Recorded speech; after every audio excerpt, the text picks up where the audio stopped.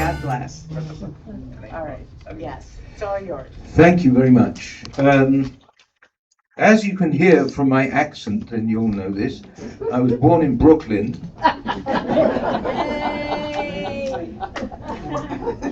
Another. I was born in England. In fact, 3 months after I came to the United States, I was in a store. Can you all hear me at the back? Yes. Yes, good.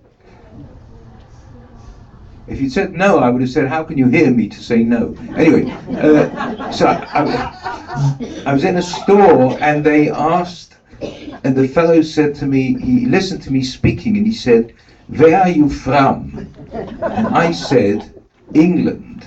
And he said, where? And I said, England. He said, how long you been here? I said, 3 months. And he said, you speak pretty good English. So that's my history in the United States. I came here mit a Sachjung zurück. I came here, not as long as you. I came here 57 years ago. 57 years ago, I think. Yeah, 1969. Yeah, that's it. 50. How's your arithmetic? Mine's terrible. It was 57 years ago. I spent 3 hours working this out. Anyway, I came here, and for some of the time I worked in a different field, but then I joined my shul, my synagogue, from which I retired 2 weeks ago. I retired 2 weeks ago. Thank you. Yes, they're still applauding in the synagogue.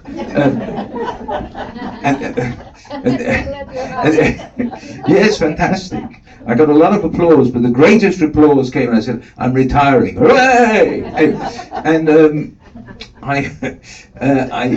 I was there for 45 years in the synagogue. 45 years. It took them 45 years to push me out.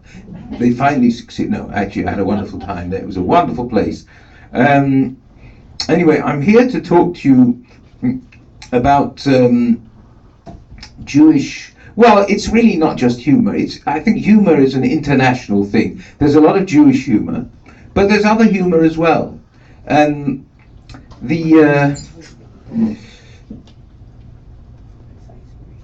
You see, I'll tell you this story. I don't know if you like it. Actually, I'm taking a big chance. The nun and the hiccups. The nun and the hiccups. No. Maybe not. Something I said. Yeah, that's fine. Yeah. No, this is an unpleasant story, but I like it. A man goes into a doctor's office. Do you know what a doctor's office is called in England? No. A surgery. Yes. Yes, a surgery. Are you from England? No. Okay. I'm from Canada. You're from Canada? I see. Welcome. How long have you been here? Oh, about 60-something years. 60, I see. You speak good English. So, anyway, this man goes into a doctor's office, and there's a nun there. A nun. You know what a nun is, right? Yes. Yeah. And a nun wearing her habit. Sometimes they don't do that now. And she's crying bitterly. This is not really a Jewish joke. Let's make this man Jewish, so it's a Jewish joke. She's crying bitterly. And the man says to her, I'll give him an accent. He says, why are you crying? No, actually, I'll make the doctor Jewish. The man says, why are you crying? And she says, the doctor told me I'm pregnant. And he storms into the doctor's office and he says, did you tell the nun she's pregnant? He said, yes, I told her she's pregnant. He says, is she? He said, of course not. He said, why did you do that? He said, well, it stopped the hiccups, didn't it?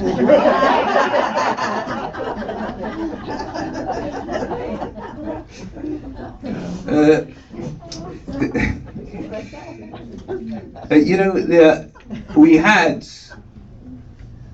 nicht angedacht. We had the terrible time a few years ago. We had the pandemic, and we were all locked indoors and couldn't go out. And one day a lady said to her husband, what are you going to do today? And he said, nothing. And she said, you did that yesterday. She said, I know, but I didn't. He says, I know, but I didn't finish. Anyway, that is a Zen Jewish joke. By the way, what do you say? What do you say to people when they ask them how old they are? What do you say? Bis 120. You should live till 120. You should live till 120. I never say it. I always say bis 120 and 3 Monaten, till 120 and 3 months. You know why? Why? So you shouldn't die suddenly. Work it out. There's another one. This could be Jewish joke as well. You know, we've got some people from New York here, they can confirm this. Before the Second World War, there were 2 lines going from Chicago to New York, 2 train lines. And there was one of them, doesn't exist anymore, that went through Cleveland. Like one line went through Cleveland, New York, it went up to Cleveland and then to Chicago. A fellow got on the train, do you know this? I was going to say laugh anyway. The fellow got on the train in New York, and he gets hold of the conductor and he gives him a few dollars and he says, listen, I'm getting out in Cleveland. I'm a heavy sleeper. I'm a heavy sleeper. I want you to get me out in Cleveland. You have to wake me up, and when I wake up, I warn you, when I'm woken up, I can be quite mean, I can be quite nasty. So, make sure you get me off the train in Cleveland. He gives him the few dollars, and he goes to sleep, and he wakes up, and he looks out this window, Chicago. And he gets hold of them and he said, I told you to wake me at Cleveland. He said, you think you're mad? You should have seen the man I threw off in Cleveland.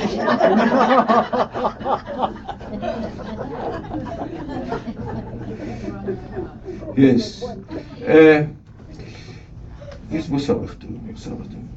Yes. I like this actually. I've got to be careful where I say this. Why do I have to press 1 for English when you're just going to transfer me to someone I can't understand anyway?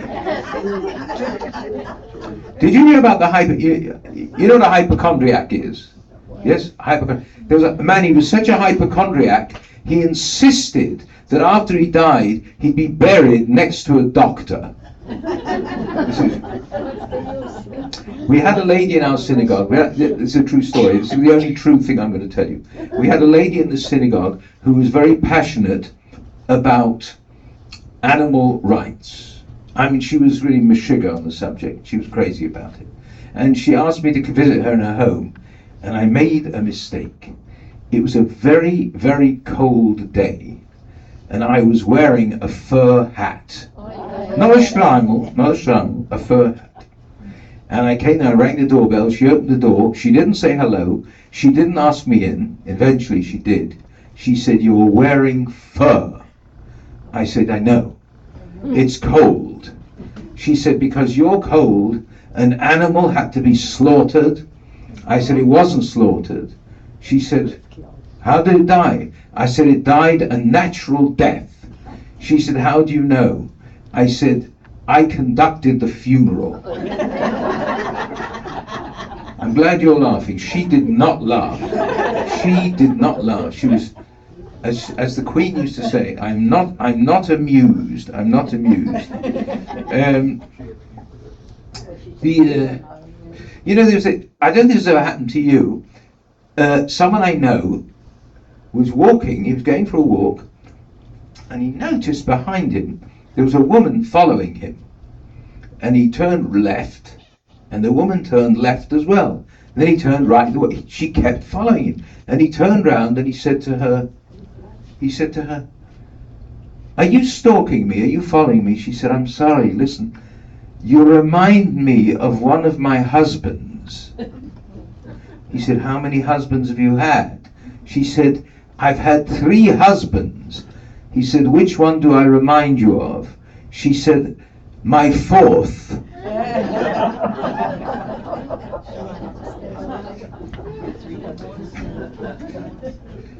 Ich weiß nicht, wie ich halt tue. Yes. Oh, this is nice. You know, I don't know if you've ever done this. If you have, don't do it again. If you haven't, never do it. going to a medium, someone who can have you connect with those who have passed on.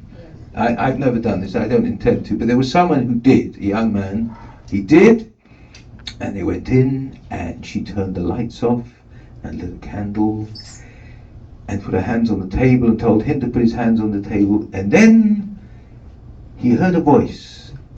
It was the voice of his Zayda, his grandfather, and he said, Zayda, how are you? He said, I am wonderful. He said, how is it there in Gan Eden, in heaven? He said, you wouldn't believe it. The whole mishpucha is here. Your Tante Rita and your Baba,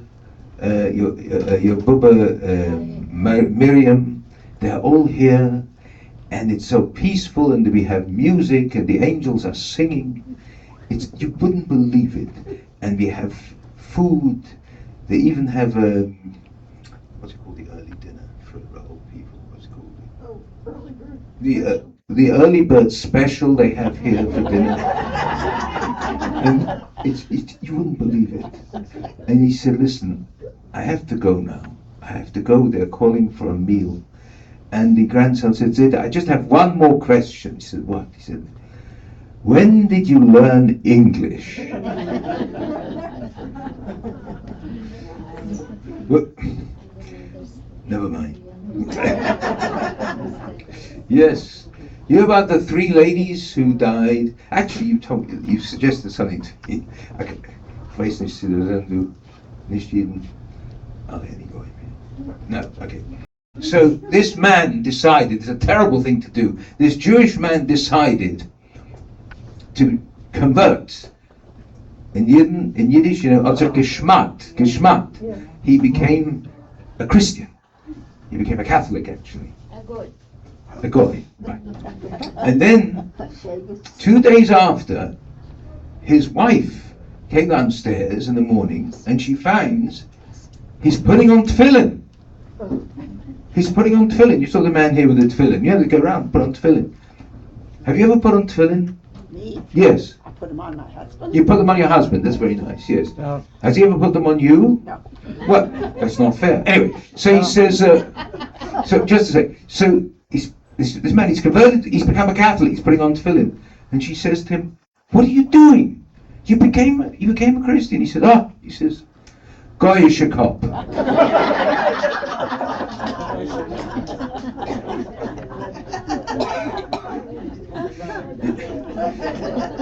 I'm always scared to take that. You know about the 3 women? 3 women die, and they go up there, and then Malach, an angel, comes out, and he says to the first lady, "What are you?" And she says, "I'm a Catholic." And he says, "You have to say something good that you did before you were allowed in." And she said, "Well, I went to church. I went to mass. I took communion. I listened to the priest. I did good works." He said, "Very good. Go into room 1." The second lady said, "Well, I'm a Protestant. I also went to church.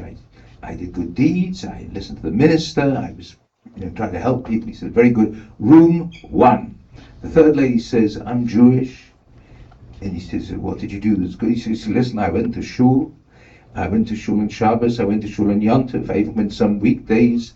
I didn't put on tefillin, but that's for my husband. But I did so many good things. I kept kosher." And he said, "Very good. Room 2." She says, "Wait a minute. I'm going to see God." He said, "Yes, they're all going to see God." She said, "Well, why did you tell them room 1 and me room 2? He said, "Listen, dear, you're going to see God now. Don't you want to get your hair done?" When I told that joke to my sister, I see some of you not reacting. You're looking at me. No, I wouldn't have to have my hair done, but there's nothing there. But I told this joke to my sister, who is Jewish, and she said to me, and this is what she said to me, seriously, "Didn't the Protestant Catholic ladies also have to get their hair done?"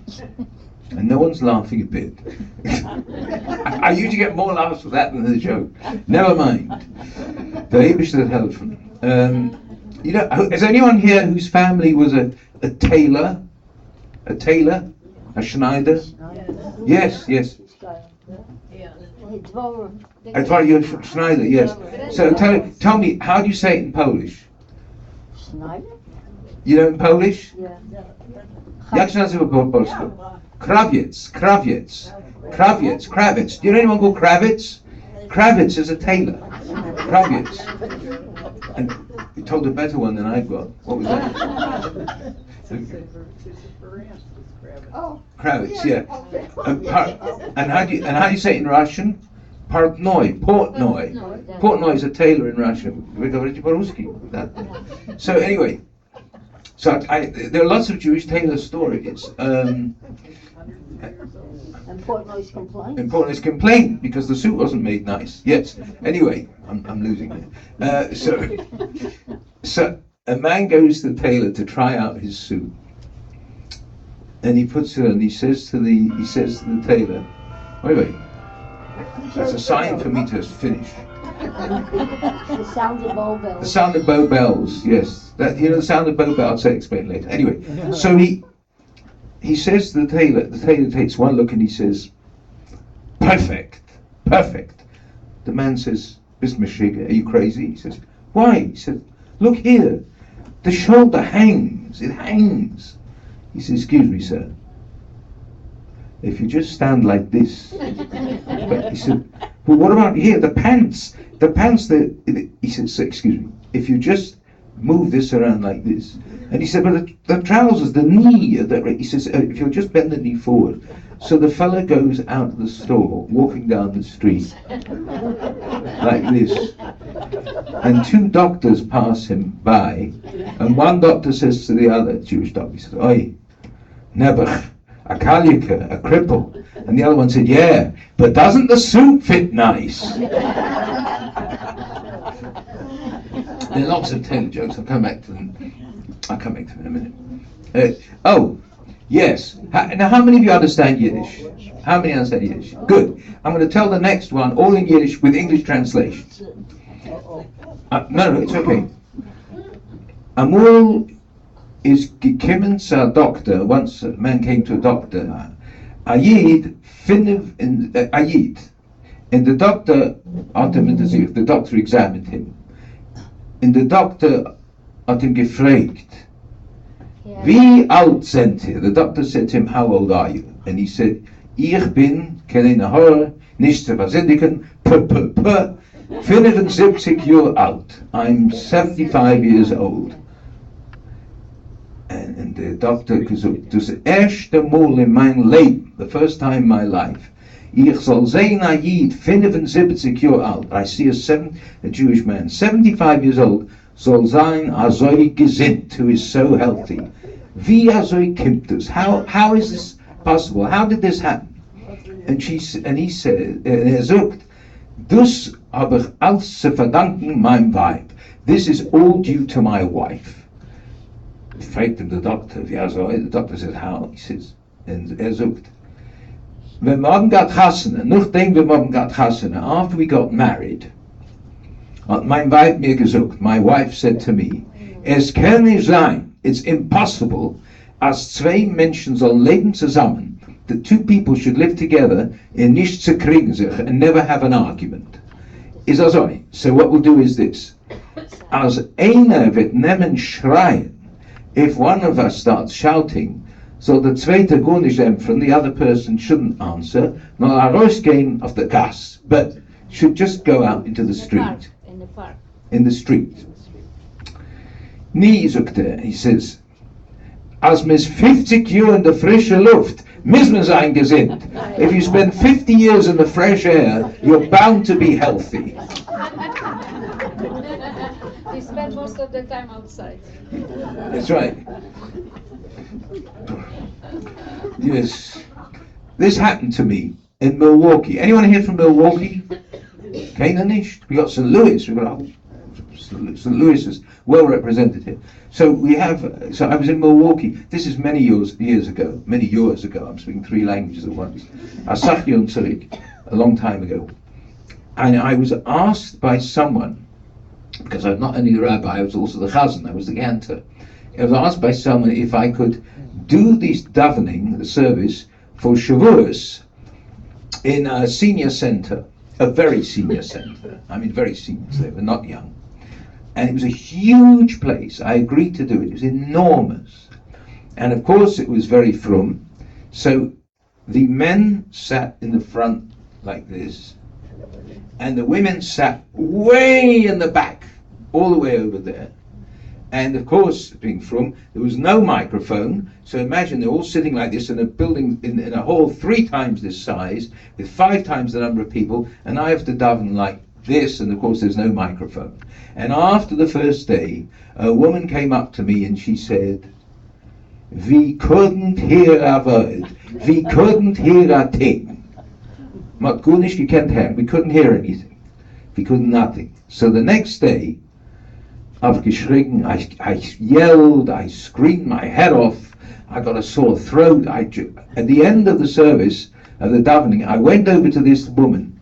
She didn't seem to know who I was. And I said to her, "Could you hear me?" And she said, "What am I? Deaf?" But I'll tell you something else, which isn't quite true, but it's funny, so I'll tell you. I said to her, "Listen, tell me, how did I do?" And she said, "I hope you won't mind, I'll tell you the truth. The cantor yesterday was better."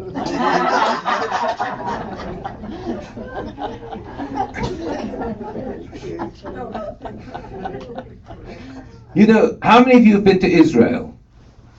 Ah, wonderful, wonderful. We have to pray. We have to pray. We have to bait and do whatever we can to help. Anyway, there was a. Don't take the story seriously. Don't take most of what I say seriously. It's not supposed to be serious. It's supposed to be funny. Ha ha ha.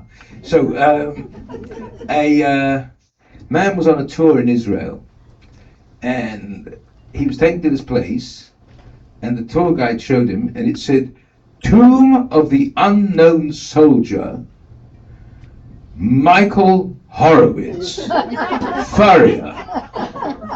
He said, "If he's unknown, how do you know his name?" He said, "Listen," because it said Furrier. He said, "As a soldier, he was unknown, but as a furrier, he was famous."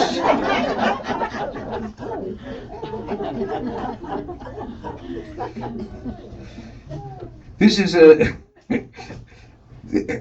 I like these fantasies, you know. You know, we have people going up in space all the time.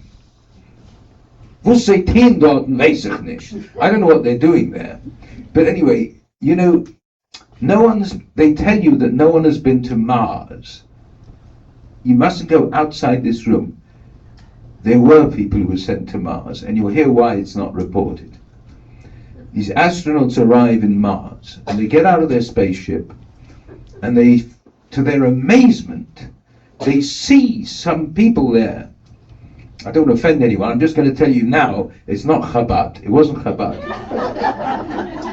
That's coming. By the way, there's a certain rabbi in town, I won't tell you who it was, who told me that his father said, "How do you know no one's ever been to Mars?" I said, "How do you know?" "Because Chabad isn't there." But I'm telling you, the people did go to Mars. They went to Mars, and they see these 2 fellows. They're tailors. They're sitting, remember these old sewing machines with the treadle? Yeah. And they're sitting there, and they're working, they're sewing. And they don't talk to these people, for these astronauts. These astronauts come, one of them comes up to this fellow and he says, "Hello." And he looks up very angry, he said, Who are you? What are you?" He says, "We're astronauts." He looks at his colleague and he says, "Ha! Astronauts they send us. We need pressers."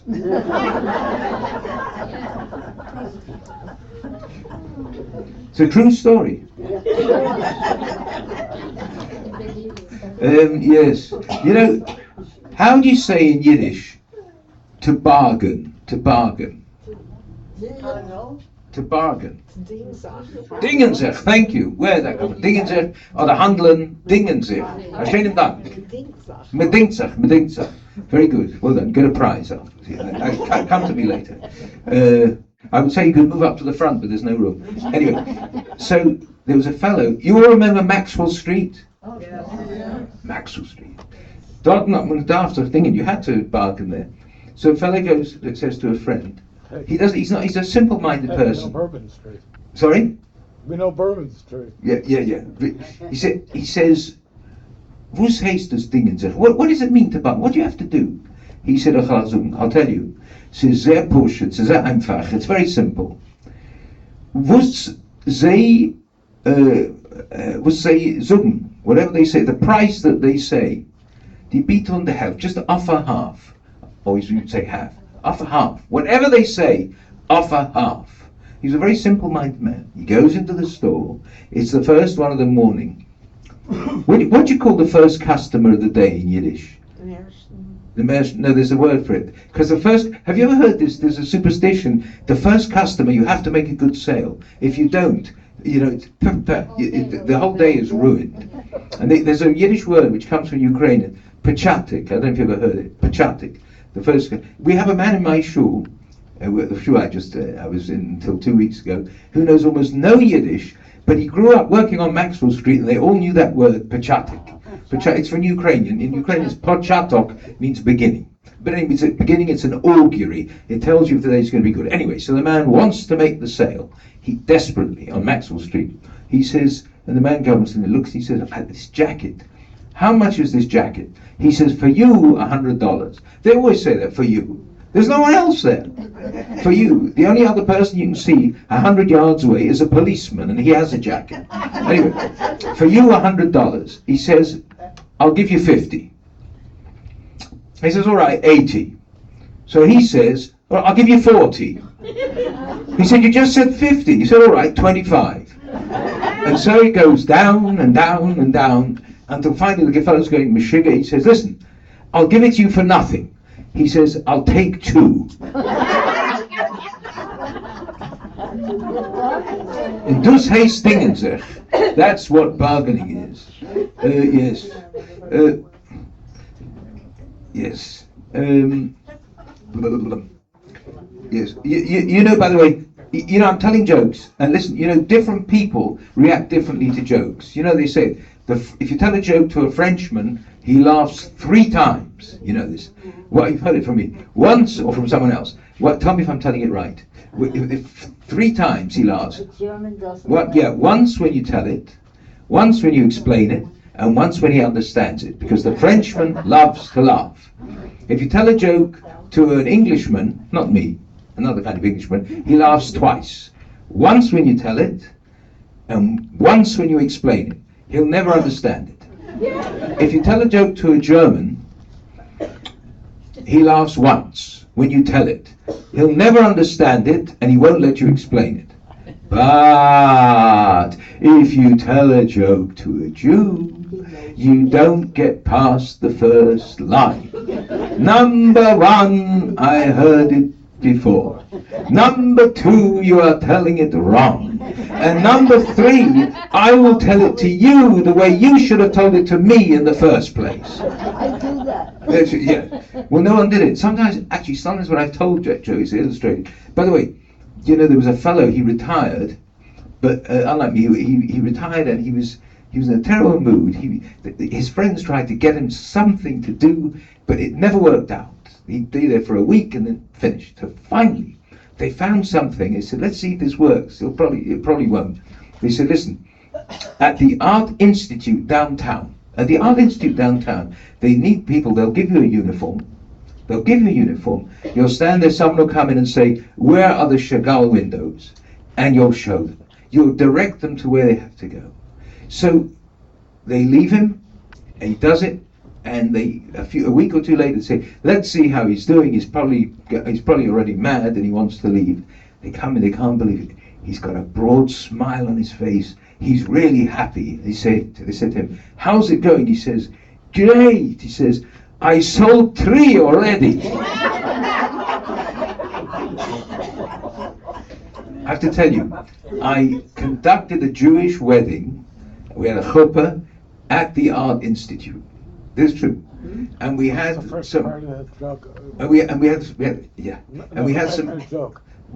some people there who worked at the Art Institute. And I told that joke under the chuppah. I told that joke, And they laughed quite well just before they threw me out. No, they didn't. Where is she kept? Yeah, well, that's all. Yes. Yes. Oh, yes. So I've got I've got to be careful with this. I've got these advertisements that appeared in the paper, before we had the internet. You know, in the old days, you used to meet people, right? Anyone from the West Side here? Do we have any West Siders? Yes. So the JPI, there was a dance every Sunday night, right? And people would meet, and they'd get to know each other, and they get married. Then afterwards, you'd be introduced by different people, and now we've got the internet. But also, people would put ads in the papers. Jewish businessman, 49, manufactures Shabbos candles, Hanukkah candles, Havdalah candles, Yahrzeit candles, seeks non-smoker. I better be, this one I can't do. Okay. Female graduate student studying Kabbalah, Zohar, exorcism of Dibbuks, seeks mensch. No weirdos, please. Divorced Jewish man seeks partner to attend shul with, light Shabbos candles, celebrate Yom Tov, build sukkah together, attend brises bar mitzvahs. Religion not important. Shul Gabbai, 36. I take out the Torah Saturday morning, would like to take you out Saturday night. Yeshiva Bocha, Torah scholar, long beard, pious, seeks same in woman. Never find it. They might, you never know. Hold on one second. And so, just a minute. Oh yes, there was a court case. And someone, there was an all-Jewish jury. I can't bear to think of this, but anyway, there was an all-Jewish jury. How many are on a jury? How many people are on a jury? 12 jurors, all Jewish. And the case went on for years. It was one of those cases, you know, it was a verschleppter Krank, right? You know, so it just went on and on and on. And eventually the jury had to retire, and because of security reasons they were in a hotel, they were given kosher food, and they deliberated. It took them 6 months to deliberate. They liked the food, yeah, thank you. Come join me, stand up with me, darling. Shane and Dam, thank you. I'm going to use that in the future. Thank you very much. I'll give you credit for it as well. Okay. It was worth the couple of dollars I gave her before. Anyway, so 6 months, and the chairperson of the jury, of course, was a lady. Of course. And the judge said, have you made a verdict? Have you reached a verdict? Have you made a decision? And she said, yes. First, I want to congratulate the judge. You did a beautiful job. You are a fair, righteous man. Then I want to it was a criminal case. He said the counsel for the prosecuting attorney did a fine job. You are very passionate, and I hope you have a great career. And the defense attorney, it was very, very good. It was really excellent. It was you are also a fair person. He said, well, what's the verdict? He said, well, we finally decided. We considered all the arguments for and against and in and out and pro and contra, and we finally decided we shouldn't mix in.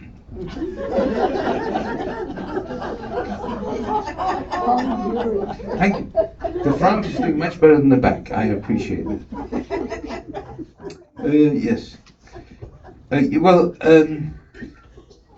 been to shul. Have you ever seen a dog in shul? A dog in the synagogue? No. Yes? I had a dog. You used to take the dog to shul? My father was a chazan. Your father was a chazan? And he was davening at the Omed, and our dog stuck his head through the window and barking at the same time. I thought it was. I see, yes. Well, it must have been your dog that I'm talking about then. Because this man brings a dog to shul on Shabbos. He brings a dog to shul. And the shaman says to him, "You are not bringing a dog into the shul." And he said, "Look, I tell you, he'll behave well. You'll be amazed." He said, "Absolutely not." He said, "Listen, just once." He said, "I tell you, come in. If the dog makes any disturbance at all, I'm throwing him out, and you're never coming back to this shul. I've known you a long time, but you won't come back." He says, "Watch." He watches. The dog gets on his hind legs and goes up to where the talesim are, where you find, and he takes the talis. First he takes a yarmulke, he picks it up, he puts it on his head. Then he picks up the talis and he puts it around himself. Then he goes and he takes a sit. Hello. Oops. Oh, did I turn it off? Yeah. He takes a siddur, a prayer book and a chumash, a Torah book, a book with the Torah in it. And he's barking, but it's musical. It's very, very musical. Not only that, they're always calling out page numbers. He calls out the page numbers before the shaman does. He said, "Woof, woof, 24, woof, woof, 24." He's calling out the page numbers, and not only that, he's calling out the responses. The chazan sings something, he goes, "Whoa, whoa, Amen," or "Whoa, whoa, Baruch Hu Shema." There's never seen anything like it. And he sort of sings as well, I've never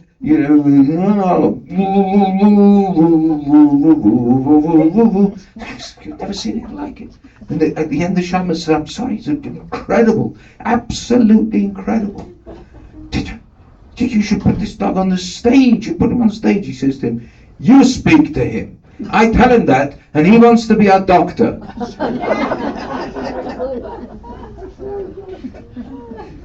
How are we doing? Okay, so we've got time. Yeah, this is not so nice. Why did Adam and Eve have an ideal marriage? He didn't have to hear about all the men she could have married, and she didn't have to hear about his mother's cooking. Yes. If a doctor carries a black bag, this is awful, you're grown, I hope you do. If a doctor carries a black bag and a plumber carries a toolbox, what does a moil carry? A clock. You've ruined my next one. A brisket. Yay! Yes. Yes. There was this ad in the paper, complete set of Encyclopedia Britannica, 45 volumes, excellent condition, $1,000 or best offer, no longer needed, got married last weekend, wife knows everything. I apologize to the ladies. There's a man, unfortunately there are Jewish people like this, a man, he becomes very, very wealthy, very wealthy. He has himself built a huge house, a disgusting house, with a lot of gold in it. Don't say anything. Look, everything gold, a golden statue of himself. It's really vile. Anyway, he says, I want some paintings, I want some art. He knows nothing about art. The man says to him, he says, "Who's a great painter? Tell me." He says, "Rubens." He says, "No. Too Jewish. He doesn't want to be known as Jewish anymore. He's embarrassed that he's Jewish. Rubens too Jewish." He says, "What about, there's another one, Cézanne." He says, He says, "There's another great artist, Goya." He says, "That's the one." Yeah, I have another, this actually happened to me. This did happen to me. Someone I knew, I hadn't seen for many years, was married, and I met her husband. And I asked him where he was from, and he said he was from what was then called Czechoslovakia. Is anyone here from Czechoslovakia? No, okay, anyway. So I said, "What town are you from?" And he said, "You wouldn't know it." And I said, "Try me." And he said, "Teplitz." And I said, "It's near a town called, in German, Thurn." He said, "How do you know?" I said, "There was a man who used to come to our synagogue, and he once left his siddur, his own personal siddur, his prayer book in the synagogue, and it was his from before the war, and he had his name and address stamped in there, and at the bottom, at the end of the address was Turn-Teplitz. So he said, what's his name? I may be related to him. I said, you don't want to be. He said, why? I said, am I allowed to say this word? He's a mumser. You know what that is? He's a nasty man. He's a mumser. He said to me, that's the one! I thought it's so funny. Never mind.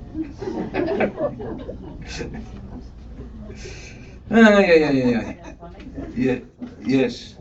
Oh, where am I? Ah, yes. This lady says to her neighbor, I see you're having a party. She said, how do you know? How do I know? You don't have to be Sherlock Holmes. You had a big van pulled up, it says caterer. You had another van pulled up, it says band. Why are you celebrating? What is this? She said, I want to tell you, my boys are coming home. She said, oh, wonderful, wonderful. Where have they been? She said, in prison. Says, yes, I remember. How many years is it? And she says, 9 years. He says, 9 years? Wait a minute. I thought they were sentenced to 15 years. He said, yes, they got 6 years off for good behavior. I said, what a nachas to have two such well-behaved boys. Just get in the front here, the back.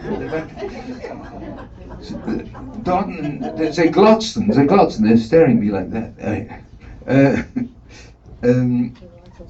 Yeah. We had a man in my synagogue, again this is true, that one wasn't true, who once came, he had a temper, and he came up to me one day, there were a lot of people sitting there, and he pointed to a man and he said, you speak to him. No intelligent man can speak to him. It's very good. I mean, listen. That it has economy. In a single sentence, he's insulted two people. That's absolutely true, by the way. It's absolutely true. By the way, when he died, there were lots of funny things that happened. And I said to his daughter, should I tell all these funny things that happened? And she said, tell all of them. That's the only levaya, the only funeral I've ever conducted where people were laughing from beginning to end. Really. We really celebrated his life. This is an old story, some of you may know it. In Israel, they wanted to, there was some weapon that the United States had that Israel desperately needed, and the United States would not let them have it. So they wanted to spy and possibly get the information to be able to make the weapon. So one of the leading people, the head of the Mossad, one of the leading people met someone and he said, you have to go immediately to New York, and you have to meet our man there, our spy there, and he will tell you what to do. And what you do is, you go into this building, it's a tall building, and you contact Moshe Cohen, and you say to them the password, which is, the sky is blue, the sea is red. Don't forget that. He said, when should I go? Now. This is desperate. He goes to New York, goes to Manhattan. He looks at the list of tenants in the building, and he sees the bottom one is Moshe Cohen, but the one in the apartment above is also Moshe Cohen. This is New York. He doesn't know what to do. He rings the lower bell, and the door opens a little bit, and he says, the sea is blue, the sky is red. And the voice behind the door says, you want Cohen the spy upstairs.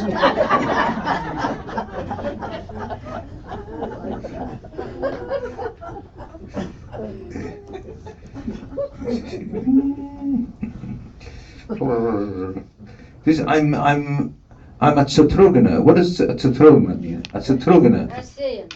Rasean. Thank you. Absent-minded. You read Yiddish? Oh? Yes. I see. At Kudavi. I'll get back to you in a minute. At Kudavi. Ukraine. Где? Odessa, I see. And this, yes. You know about the words, nice to meet you. Очень приятно. Дуже приятно. So, as a woman goes to have a portrait painted, and she says, I want you to paint me with diamond earrings, a diamond necklace, emerald bracelets, a ruby brooch, and a gold Rolex. And the man says, I'll be glad to do it, but you're not wearing any of these things. Why? She says, I know. But if I die before my husband, I know he will remarry and let the new wife plots looking for the jewelry.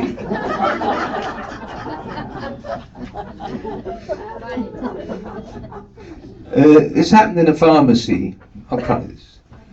A pharmacist comes into his business one day, and his manager's there, and there's just one other person there, and he's leaning against the wall. He's just leaning against the wall, not moving, not doing anything.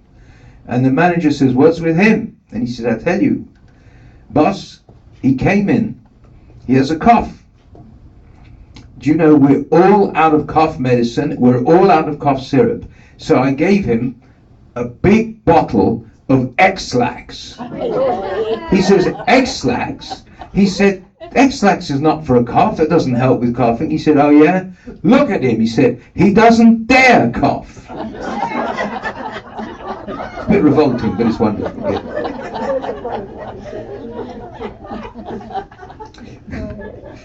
There's a man who was in a taxi, and they were driving somewhere, and he thought the taxi was going to take the wrong turn, so he tapped him on the shoulder and said, turn left here. The driver screamed, he lost control of the car, he nearly hit a bus, he went up on the sidewalk, and he managed to stop just before a shop window, and he said, don't ever do that again, you scared the living daylights out of me. And he says, so I'm sorry. He said, I'm sorry. I didn't realize that just tapping you on the shoulder would scare you that much. He said, actually, I have to apologize to you. It's not your fault. This is my first day as a cab driver. For the last 25 years, I've been driving a hearse.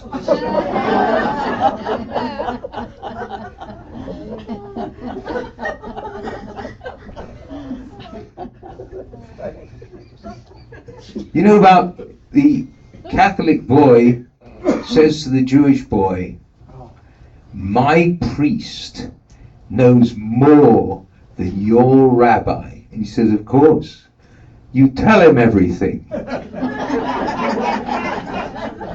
Do you know Bill Maher? Do you ever watch Bill Maher? You know Bill Maher is actually halachically Jewish because his mother's Jewish, his father's a Catholic, and he was raised Catholic. But he actually said, you know, I still have some Jewish in me. He said, when I went to confession, I said to the priest, I think you know my lawyer, Mr. Horowitz. No one's laughing. Taking a lawyer to confession? Oh, never mind. Take a lawyer to confess. Wonderful, isn't it? Yeah, you agree with it. Long confession. Yes. Yeah.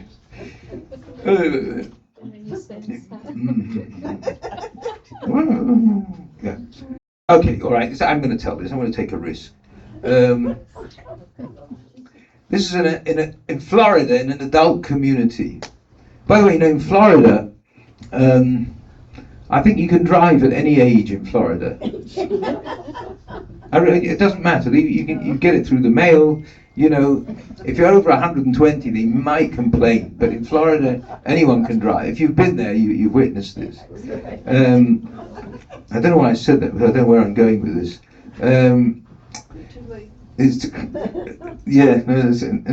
There was this community in Florida, and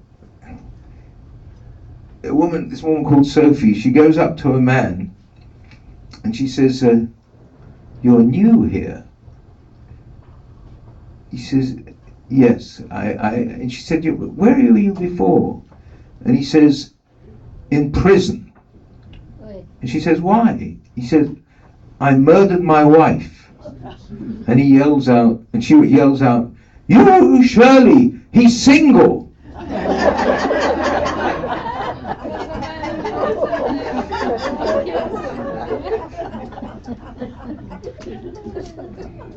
It's a friend of a cousin of ours, a wonderful man, told us this about an elderly couple who made Aliyah. They moved to Israel, and the air raid alarm went. I'm from Nebuchadnezzar. Well, they have to put up with it. These air raid alarms. They have rockets coming. It's awful. Anyway, and they start running to the shelter, and she turns back.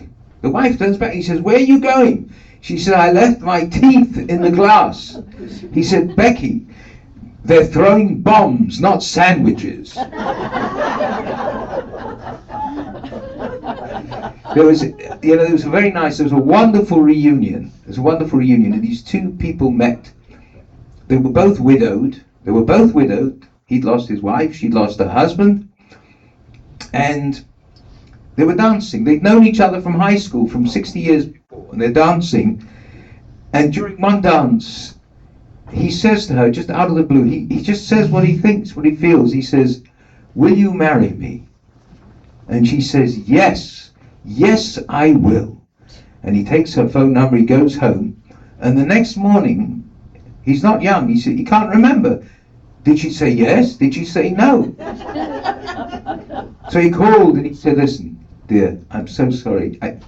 This is crazy. My memory is not what it was.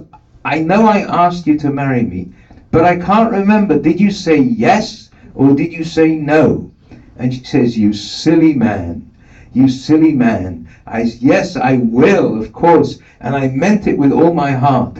And I'm so glad you called, because I couldn't remember who asked me."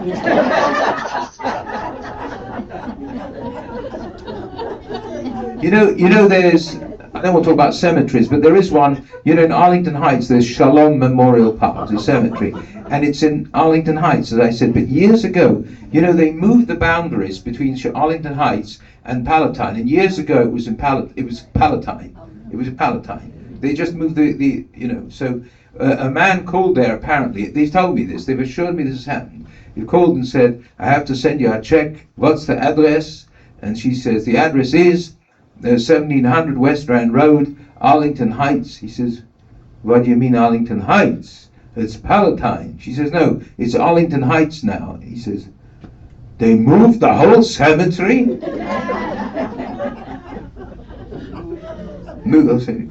Well, this is Florida. I've gotten old. I've had 2 bypass surgeries. I hardly a day. I've had my hip replaced.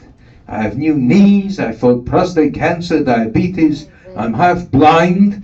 I can't do anything quieter than a jet engine. I take 40 medications. They make me dizzy, winded. I have blackouts. I have poor circulation. Sometimes I can't feel my hands and I can't feel my feet. I can't remember how old I am. I've lost all my friends, but thank God, I still have my driver's license. Some rabbis speak at great length. Don't worry, we'll finish soon. They speak at great length. Sometimes they go on, talk about a verschleppter Krank. You've experienced it. And, when the rabbis speak sometimes in shul, the doors are closed on Yom Tov. The official reason is they don't want people coming in. There might be another reason. Well, there was a case where this young lady goes up to the door and she says to the man standing there, "I have to leave." And he says, "You can't." And she says, "I have to." He says, "Why?" She says, "I'm pregnant and I'm about to give birth." And he says, "You shouldn't have come in that condition." And she says, "I didn't."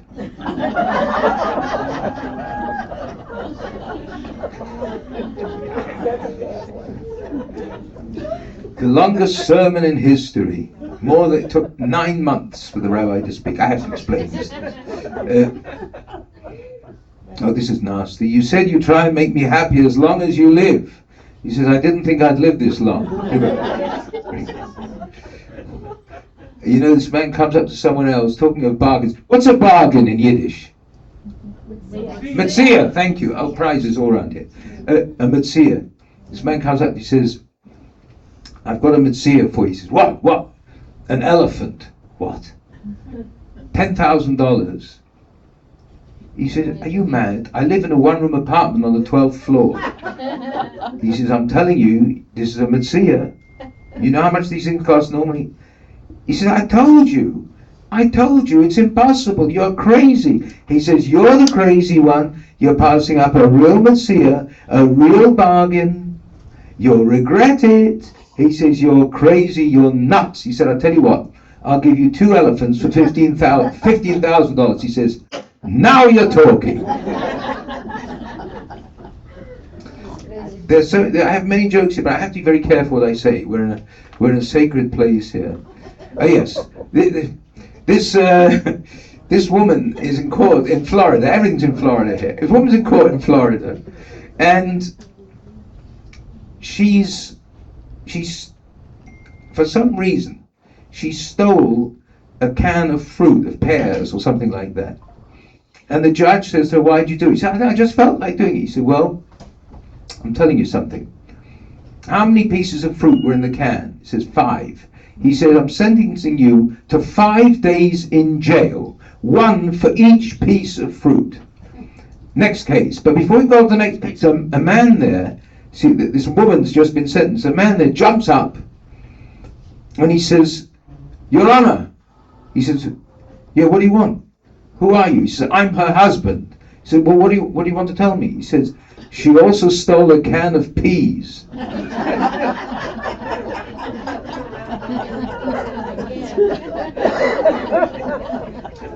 How are we doing? Yes, okay. Winding up, yes. This one sometimes works.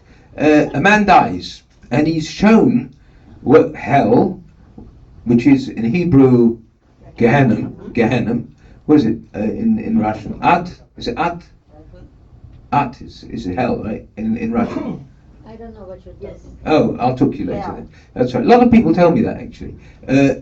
But you know about this in Boston. I've got to tell you this. Ad, yeah, it is Ad. That's what I said. Yeah.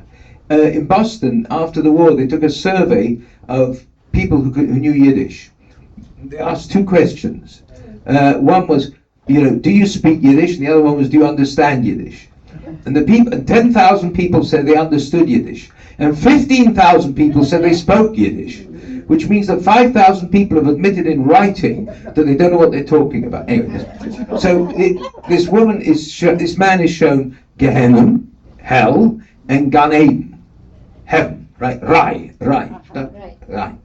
So